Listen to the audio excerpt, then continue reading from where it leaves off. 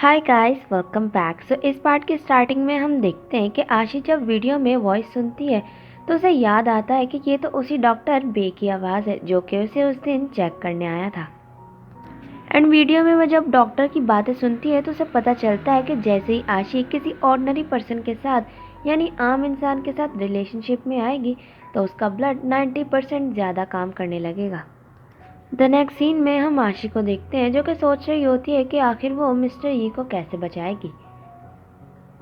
आशी मिस्टर यी से कहती है क्या तुम मुझसे शादी करोगे, तो मिस्टर यी मना कर देते हैं। तो आशी कहती है हाँ ठीक ही कह रहे हो, वैसे भी तुम मुझ जैसी मॉन्स्टर के साथ कैसे ही शादी कर सकते हो।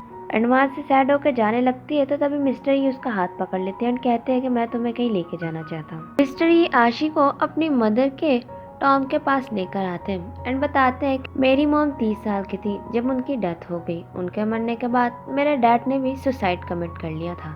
एंड ये बताते हुए मिस्टर ये काफ़ी ज़्यादा इमोशनल हो गए थे। मिस्टर ये बताते हैं कि मुझे मेरी मदर जैसा ही डिसीजेज है, मैं कोई नॉर्मल पर्सन नहीं हूँ और मैं तुम्हें कोई भी फ्यूचर ऑफर नहीं कर सकता। एंड यहाँ पे आशी सोचती है कि मिस्टर ये उसके साथ सिंपल मैरिज के लिए कभी भी नहीं मानेंगे। तो आशी मिस्टर यी से कहती है कि तुम्हें फिक्र करने की कोई ज़रूरत नहीं है, वैसे भी ये कोई रियल शादी नहीं होगी बल्कि ये एक फेक शादी होगी।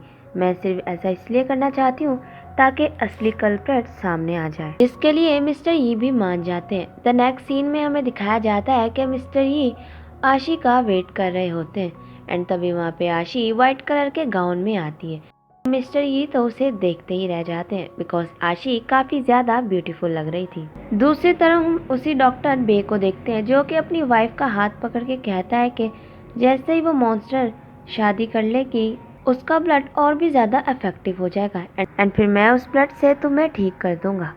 द नेक्स्ट सीन में हम देखते हैं कि आशी और मिस्टर यी की वेडिंग सेरेमनी चल रही होती है। तभी मिस्टर यी आशी को रिंग पहनाने लगते हैं बट उससे पहले ही मिस्टर यी की तबीयत वहीं पे खराब हो जाती है।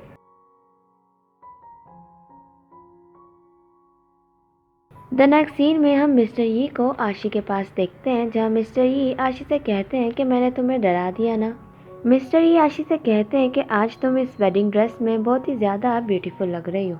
मिस्टर यी आशी को रिंग पहनाते हैं एंड कहते हैं कि आज मैं बहुत ही ज़्यादा खुश हूँ। चाहे ये एक फेक शादी थी बट मैं वाकई में काफ़ी ज़्यादा खुश हूँ।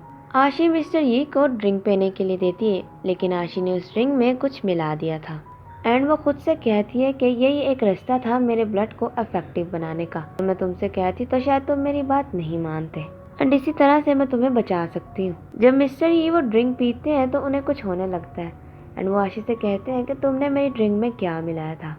आशी मिस्टर यी से कहती है कि तुमने मुझे बहुत दफ़ा बचाया है बट इस बार मेरी बारी है तुम्हें प्रोटेक्ट करने की।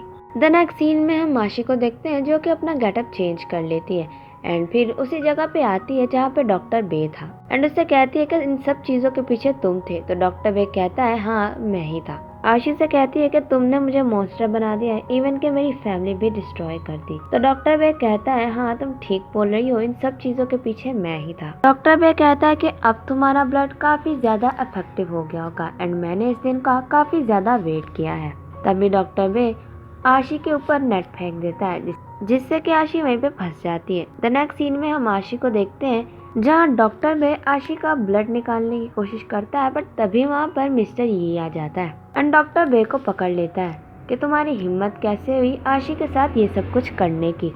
मिस्टर यी डॉक्टर बे से कहते हैं कि ये फैमिली के सीक्रेट फंड सिर्फ मेरे डैड ही इस्तेमाल कर सकते थे, आखिर तुम कौन हो।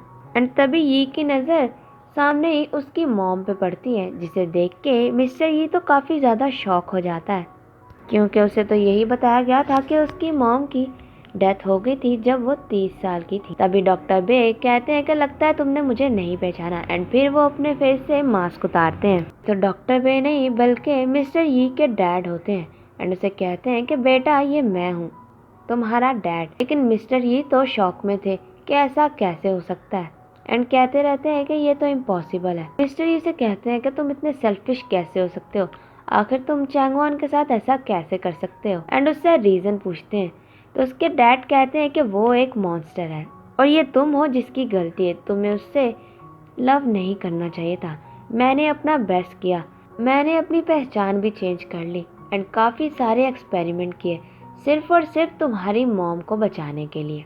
एंड उसे कहते हैं कि अगर हम आशी का ब्लड ले लेंगे तो हमारी फैमिली ठीक हो जाएगी एंड हम लोग फिर से साथ आ जाएंगे।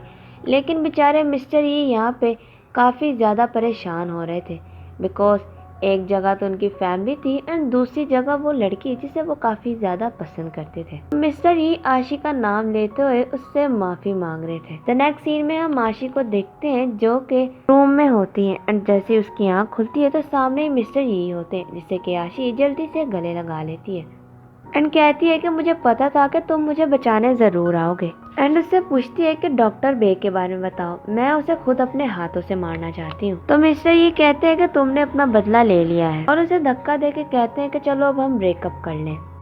तो आशी कहती है कि ये तुम क्या बोल रहे हो, मैं तुम्हारी वाइफ हूँ एंड मैंने तुम्हें सब कुछ दे दिया है। फिर वहाँ पे मिस्टर ये की फियांसे आती है, उसे कहती है कि लगता है तुम्हें अभी भी बहुत ज्यादा ड्रीम देखने का शौक है। आशी पूछती है कि इन सब चीजों का क्या मतलब है, तो मिस्टर ये कहते हैं कि तुम्हें अभी भी समझ में नहीं आया, तुम मेरे लिए सिर्फ एक आर्टिफिशियल ब्लड बैंक थी जिसे कि मैंने खरीदा था सिर्फ अपनी जान बचाने के लिए। तो आशी कहती है इसका मतलब तुमने कभी भी मुझसे लव नहीं किया, एक मोमेंट के लिए भी नहीं। तो मिस्टर यू से कहते हैं कि नहीं। आशी का दिल टूट जाता है एंड वो मिस्टर यू से कहती है कि मैंने भी कभी तुमसे लव नहीं किया, न शुरुआत से और न अब। एंड फिर से कहती है हम दोनों ने एक दूसरे का यूज किया है। एंड मिस्टर यू को उसकी रिंग वापस देते हुए कहती है कि अब हमारे बीच में कुछ भी नहीं रहा एंड कहती है कि अब दोबारा हम एक दूसरे को नहीं देखेंगे। एंड इसी के साथ इस पार्ट का यहीं पे एंड होता है। Thanks for watching.